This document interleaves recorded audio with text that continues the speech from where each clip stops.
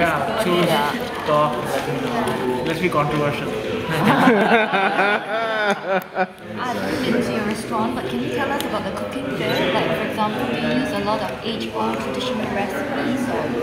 See, are you coming tomorrow? Yeah, for the summit. I would like to answer you, if you are not writing today itself, to answer that with my presentation. Okay. Because if I tell you, then you will not get the surprise in the presentation. I want to show you what my cuisine is with my presentation. But to give you a very simple idea, we call it the progressive Indian cuisine. Why progressive? Because I listen to progressive rock. And I didn't know how to define my cuisine when we started it. I didn't want people to see, it was not about a press perspective. Yeah. But actually for me as a chef and how I wanted to give a definition to what we were cooking. And when I talk about this, the idea was not to do a molecular Indian restaurant or a modernist Indian restaurant or a fine dining Indian restaurant or fine food. Progressive was a big step forward in progressing the cuisine. And because I was a progressive rock person, I was Pink Floyd, Deep Hater. So that idea as a musician, it comes to your mind, and sometimes art helps to define another art. And what I thought was that, how do I put a new platform to Indian cuisine? And that's why I call it progressive Indian cuisine. And that's what my cuisine is. It's a step forward from the step backward. So I take a step backward to learn what is there, and I take a step forward to create my fantasies out of it. So this is what it is. This is what the cuisine is. Does it mean breaking all the rules and ignoring? Yeah, it's like destroying the cuisine. Destroying. All right, to build it up destroying again. the cuisine. Absolutely destroying the cuisine. I mean, you'll have some restaurants and some chefs who protects the cuisine, and you'll have chefs like me who destroy it. So what makes it Indian food then? It's just the ingredients, and the chef? Do I look like a Pakistani? India's a big country. It's such a versatile. Like, do you draw from all over the country? Yeah. See, it depends again. See, your points of reference. My point of reference is my personal eating habits and what I have been eating and what I would intend to eat in future. See, it is Indian, well, yes, but if I use foie gras in the recipe, there's no context of reference to Indian cuisine, right? And I don't want to cook only Indian dishes because I'm from India. There are things which are fusion or confusion, or there are things that we innovate. So these are things which I think is more of, it's a chef-driven restaurant, and of course my head chef is an Indonesian. Okay, my R&D chef is a Spanish. My team has 7 nationalities, and we cook Gaggan food. And you cook Gaggan food. His food, his food, Okay. So it's a chef-driven restaurant, I would say. It's our space. If you really think about anything that's progressive and modern, I mean, as I say, art has no expression and it doesn't have any guidance. You go the way you want to go. That's how I take the cuisine forward. I mean, we don't have, and it's a lot to do with Indian history itself, because when you look at India, our cuisine every 200 years have evolved, majorly evolved. And we were one of the most important part, along with China, where the two cuisines, which are the most historical cuisines of Asia, and how other cuisines have evolved around India or China. So you have to understand how it's influential. So if I can't represent India, one restaurant can't represent India. It's too big. Okay. It's too versatile. You mentioned stepping backwards to forwards. So what are some interesting discoveries you've made? Maybe you could give examples of 1 or 2 cooking techniques or ingredients which you have discovered. I'll give you something which is so bad. Like, I was creating, I love truffles. Truffles. Okay. And I love truffles. And there was a recipe that we did 3 years back, and it's still in my we can't take it out. It's a truffle soup. Okay, it's a simple truffle soup, like a foam, air, light truffle soup. It's almost like the foam in your hard, but it's more liquidy and more edible. It's based on this Elvolese foam technique. Everybody knows about it. But what I thought was, I looked at truffles and I was looking into history, and then I went to medieval times. Okay, 600 years back, 800 years back. That time there were recipes which actually faded away, where in Europe they used to cook chicken, milk, coriander, cumin, black pepper, Cumin and back then? truffles together.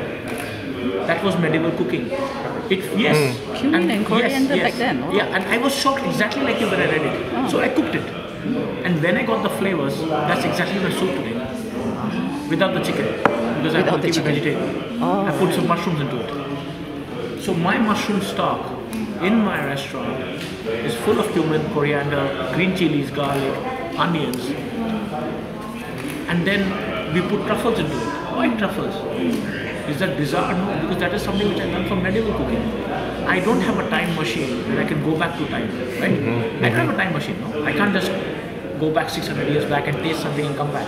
The only reference I have is something on a paper, right? So I saw this medieval book in Elvuli when I was there. So, and I saw this book, we were discussing that we did medieval, we were talking about spices because I was from India and they wanted to learn more about spices and how Romans banned spices.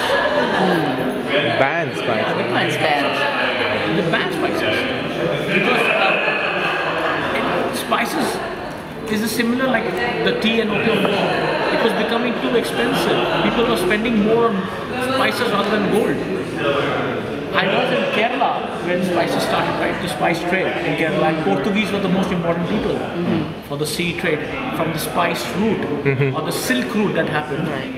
There was a change from silk route to sea route, and the Portuguese were the most important route, correct? Let's go back to history, no? You're not about history, so okay, and during that time, when there was a sea route, a guy, a historian in Kerala told me that there was wars on Malabar coast, near Fort Cochin, where the Dutch and the Portuguese were trying to enter Kerala coast first, just to fight for pepper, so that because that time the price of pepper was 4 times the price of gold. 1 kilo of gold was 250 grams of pepper. So that's why the only spice that remained in Europe and still exists predominantly is pepper. And who gave pepper to the world? At least one thing we can claim is India. Rest everything US and China done it. Yeah, I'm just kidding. But you have to understand, that is how it is. So there is a lot of connection.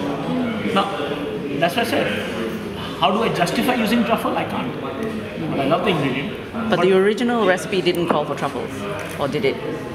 I have no idea. I didn't go. So I have no idea. But I saw a So it was reference. unrelated See, recipe. that was innovation that happened in my restaurant. Right. I don't think so. There's any chef in the world who would cook a truffle soup with cumin. Yeah.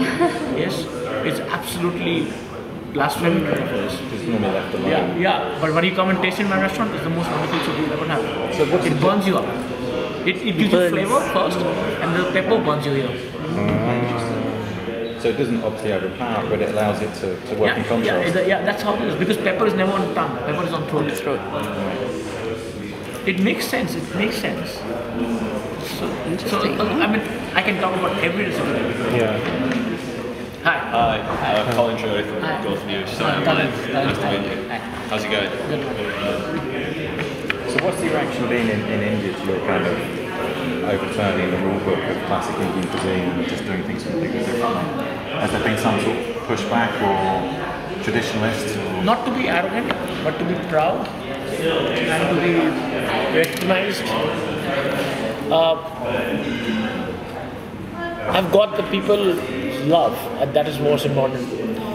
For example, if my restaurant was famous outside India and if we were famous internationally but not famous in India, it would have not made sense. But my biggest satisfaction is that I got the love of 1 billion people. Just in literal sense. Like today in India, there was Indian cuisine, I mean, whatever way, Indian South, East, West, whatever cuisine you want. Indian cuisine till 2010, and then there was a bend. Something modern happened to the cuisine. And now every other restaurant that happens to become in India or coming in India are going on our footsteps. They are trying to explore the boundaries. The same kind of. It was never happened in India itself. It was always happening, a chef from India doing it in London, getting a Michelin star.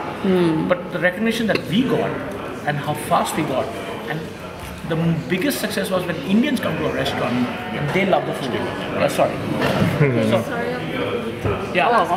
So the success was, just for an example, reference, we did a pop-up in India last year. The first time we ever cooked in India after our success. We did only with Amex Centurion members, which have a high credit card amount fee.